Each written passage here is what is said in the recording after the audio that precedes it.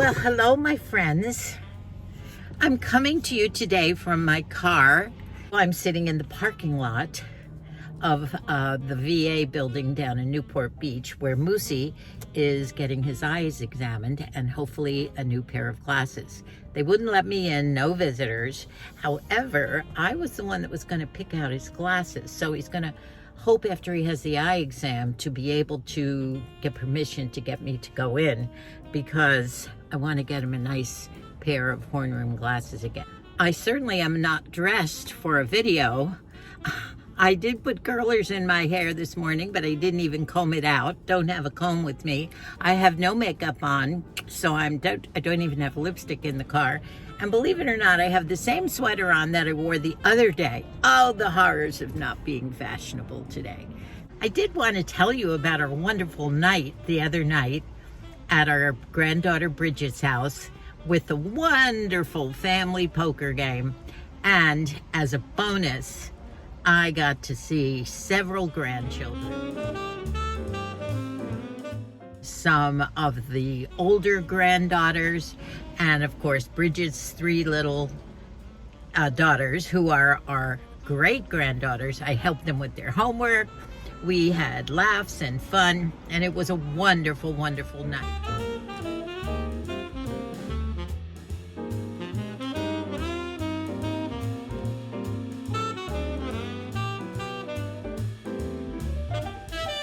And I did take some clips and movies of the tables. There were 14 of our grandsons.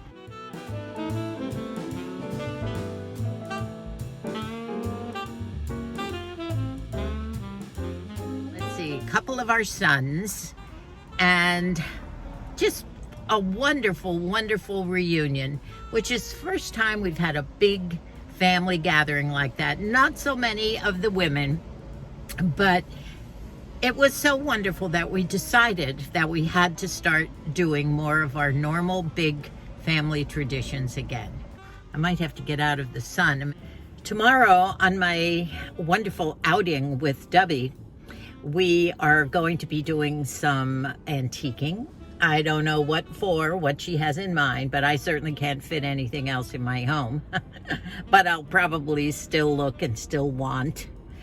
We're going to thrift, and that's my one thing I'm looking forward to. I'm sure there's always something I can find. And we're going to have lunch somewhere. We're also stopping by her daughter Molly's house. Molly just had a new baby, Annie, and we're going to visit Annie, her new house, and also little Kelly, who's not quite 2 years old. So it's going to be another wonderful day. And I'm so excited. And I have realized that what makes me so happy so much of the time is my wonderful family that I get to see whenever I want, hopefully, and especially these days, now that we realize what a wonderful thing it is to see everyone again. The poker night. In fact, Moosey got some wonderful returns. After that night, everyone, all the boys, were remarking about what a wonderful time it was. It didn't matter who won.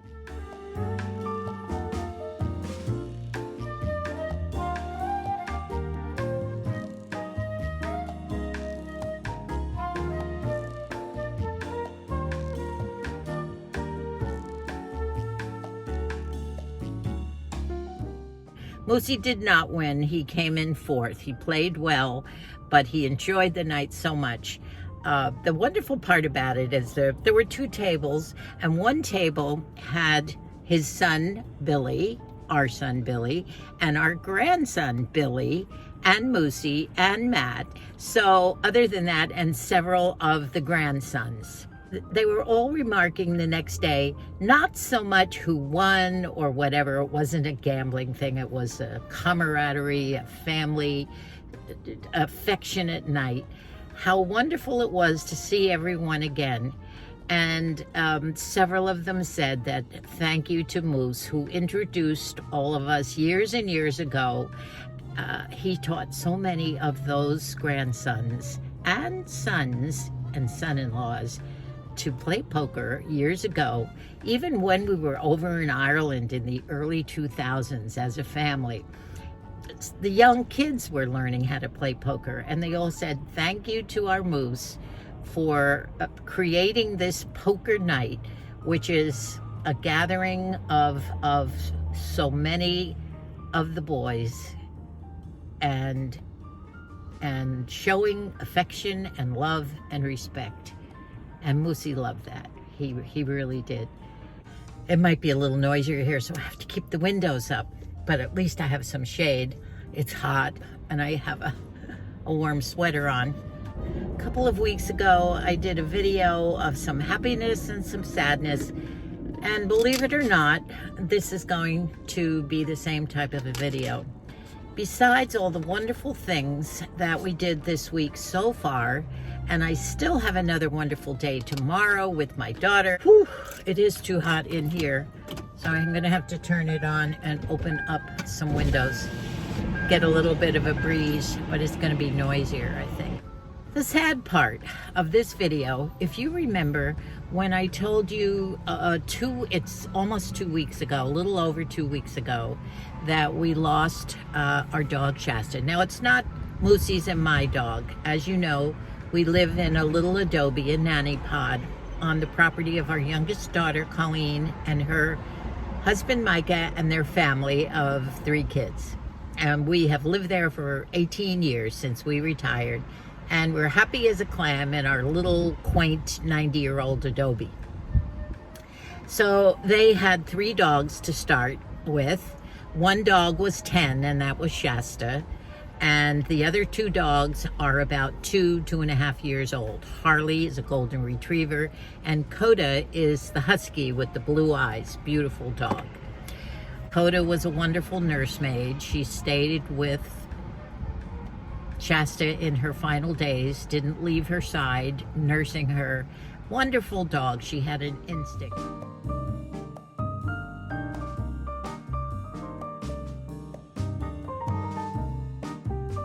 saw the picture of Shasta being nursed by Coda.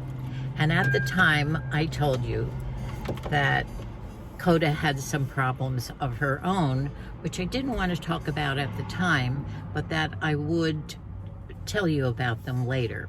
Well, to tell you a little bit of the background of Coda, the dog had a propensity to always run. And I bet at least 5 or 6 times someone has picked the dog up down on the streets or neighborhoods or wherever, and they've taken it to the vet, and the dog does have a chip. So we have always recovered the dog. For some reason or other, the other dogs don't follow. The golden retriever doesn't want to go, but this little dog always loved to be free and wander. Very friendly, wonderful dog. Well, on top of that little problem, about a year ago, Shasta had a seizure, and that was really tough. At the time, the family witnessed it, and it was very, very hard to watch. A severe seizure with all the things that you would imagine that go. And it happened again, I guess, about 2 months later. At that point, they talked to the vet about it, and he did say that the husky dogs are prone, some of them are prone to seizure. One got a little bit worse, but somehow the dog would recover and life would go on. Well, eventually the vet put the dog on medication because the seizures were getting more severe, and he thought that this could help with the frequency of these seizures, but at the same time, the medication definitely would shorten her life. And I don't know whether any of you have ever had this happen with a husky, but did not stop the seizures. They still continued. As a matter of fact, they sometimes were a month apart, sometimes a little less than that, but they did continue. But and they were still severe. On Super Bowl day, Colleen and Micah were at a neighbor's, and the dogs were in a the pool area in the back of the house, which they were able to fence off. And it was great for the dogs to spend time out there. Coda, being anxious maybe to travel a little bit, did open a gate, somehow got through a gate. And they came home shortly thereafter, and not the other dog, Harley, did not follow, stayed there, but they couldn't find Coda anywhere. They scoured the neighborhood. Of course, we're up in the hills. It's not a neighborhood. The houses are all spread out. And they looked everywhere. They put up signs that day, couldn't find him, called the vet the next day, and no one had turned the dog in. They didn't find the dog anywhere, and no one responded to any signs. Now, that was what? Super Bowl Sunday's almost a week away. And the dog has been off her medication. Whoever picked her up, and we're hoping that that happened, doesn't know about this. Beautiful dog, purebred, and very loving. If someone would open their car door and let this dog in, the dog would wave its tail, hop right in the car. And that's good. And so the family has tried to be optimistic about this. We're hoping that someone has this dog, and if she has a seizure, we would hope that they would take that dog to a vet, in which case they'd look at the ear and see the tag, and the dog would be returned. They are hoping, keeping up hope, that this might happen, that someone might turn the dog in. On the other hand, if she's not on her medication, that's not a good thing either. There were some other things that I just wanted to tell you about that I thought were some things you'd like to hear. Bonnie was there. Our son Bill and his wife Bonnie were down from Idaho, and they participated. They came down for 2 days just to be part of all this. I think that's so great, and we love seeing Billy and Bonnie. As you know, I've talked about Bonnie. They have this beautiful home right on the Clearwater River up there that they do run a B&B with the home. And she does the most fabulous cooking and provides meals for people if they want meals. Of course, this fabulous breakfast is included, but she does cook. She has her own garden that she grows, a lot of her own things that she cooks with. And I've talked so much about her cooking. Well, this time Bonnie had brought down a sourdough starter. Now, you know, when you bake sourdough bread, you have to use a starter, and I don't know all the particulars about this. I've never done it myself, but her starter came from one of her friends up there, and we've met. Darwin, who has sent down iris bulbs and everything to us. When we were up there last year, we met Darwin.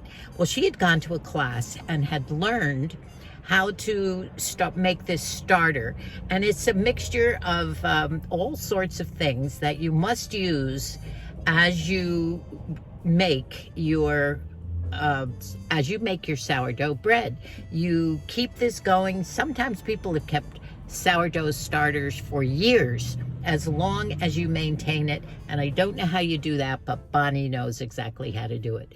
So she decided that night, as all the boys were playing poker, to make a couple of loaves of sourdough bread that we could all take home, the raw ball of sourdough bread, and then bake it the next day. She did one for Bridget. She did one for Jenny, who's Bridget's sister, another daughter of Billy, and she did one for me.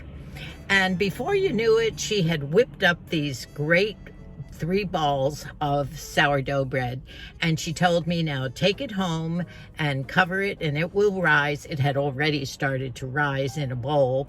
Here we go into the oven. I didn't knead it. Bonnie said I didn't have to knead it after she sent it home last night. So I put a nice cross in the middle too. And before you put it in the oven, you score it. You make a cross on the top, and you sprinkle a little bit of warm water on it and some flour on top. You put it in the oven at 350 for probably 30 minutes. and you have this wonderful loaf of bread. Well, we did that. I know this video might be too long, but I'm sitting here, nothing else to do but to talk to you, my friends. So that's what you're getting, all my stories. And so yesterday we decided we wanted to have it with soup, and Bonnie suggested it's wonderful with some clam chowder. So I baked it, that came out, and about 2 o'clock I went down to Amazon Fresh. Fortunately, it's nice and near the house, and sure enough, they had the clam chowder. So I filled up 2 big these little cardboard containers, so that we'd have enough. And it was warm, it smelled great, and as I put it with the ladle into, I saw that it was filled with clams and not too much potatoes. You know, sometimes those cans are too much potatoes. We didn't eat till about 7 o'clock. Normally we have supper about 4 or 5. So we were in bed, as usual, where we have many of our cozy little suppers. But the bread was so good. It's a very dense bread, and it had that sourdough taste, and it was crunchy on the outside. And we called Billy and Bonnie. They were on their way back to Idaho this morning when we were going to the doctor appointment this morning, just to tell her thank you so much and how delicious it was. So I don't think I'll ever be able to make my own starter, but maybe I'll try. Sometimes if you don't do it, it will mold and it dies on you. I guess starters can die, but not with Bonnie.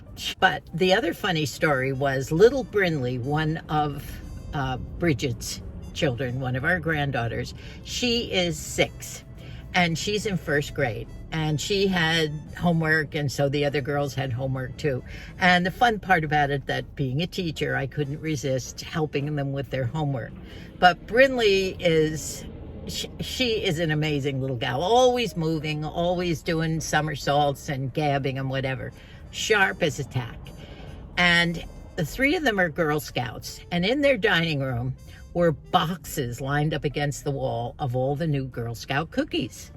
And there are now 8 or 9 different types of Girl Scout cookies. In the old days, they had Thin Mints, I remember, and maybe a shortbread, and maybe one other. But now they have caramel and chocolate and coconut and this and that. Still have the Thin Mints, which are still mostly favorites with everybody. So the minute we sat down, we came early. She filled her arms up with boxes of cookies and went right up to Moosey and said, "Moosey, I'll bet you love Girl Scout cookies, and how would you like to buy? This one is so good." She was like the perfect little sales girl. I couldn't believe what was coming out of her mouth. She was not prompted by anyone. Anyway, Moosey started with 1 box, and before you knew it, he had bought 4 or 5 boxes. And she said, "Now that's $5 a box now." And she knew, she counted up. I think he spent either $20 or $25. And she took the money, smiled at me, and walked away. Well, she was so pumped up, I guess, by that sale, that during the poker game, for different times, she would walk out with boxes in her hand and approach these grandsons and my son-in-laws and sons, and she would wind up getting at least $20 from everyone. She'd go back in, she'd get some more, and I have a little clip of a movie of her dealing with Patrick. Patrick is one of Debbie's sons, and he has 3 little kids. So she knew that he could bring a lot of cookies home. So he needed change. And there's a cute thing about her. "Do you want the change?" she said. Well, of course he did. So that was cute. And I'm so proud of that little girl. She really has some oomph.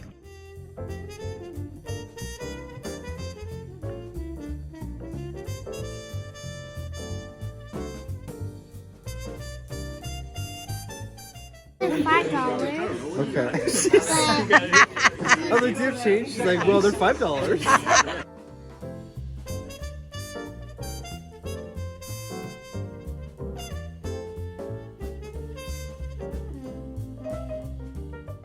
Do you know that she made $145 just with the men that night? So when we were talking later, we didn't leave there till midnight. The poker game and the fun and the talking went on forever. But we were talking to Shep, who is Bridget's husband. And we said, wow, Bevan, getting my grandkids mixed up here. Brinley made $145 tonight. And he said, oh, that's great. He said, we only have $700 more to catch up. And to break even. We only have $700 more to break even. And I guess that's what happens when you have 3 Girl Scouts in your family. You have to take so many boxes and sell it all. But that was another funny. I want to do a video. Show me. So how much money did you get tonight in Girl Scout cookies? Can we count? Sure. Okay. 5. Okay, let me see real fast. Let's start with the 20s. Oh, wow. Okay. I got all the 20s Okay. in the pile. Okay, ready? So 20, 40, 60, Good girl. 80, 100, 20, Wow. 30, 45. So Wow. $145. That's $145. It's a good thing that you went to the poker game tonight, huh? I want to thank you all so much for all the wonderful comments on the glass half full and half empty. Some of you had the most introspective ideas on it all. And guess what? A lot of you thought of yourselves as optimistic people, just like me. I love you all. Bye for now. And I better stop talking, or Moosey better hurry up out, because I've already been in this car now for almost 2 hours and I'm getting hot and the day is going. We might have business traffic on the way home on the freeway. Let's hope not. Hope you enjoyed this video. It's just me in the car, gabbing away. And God bless us all.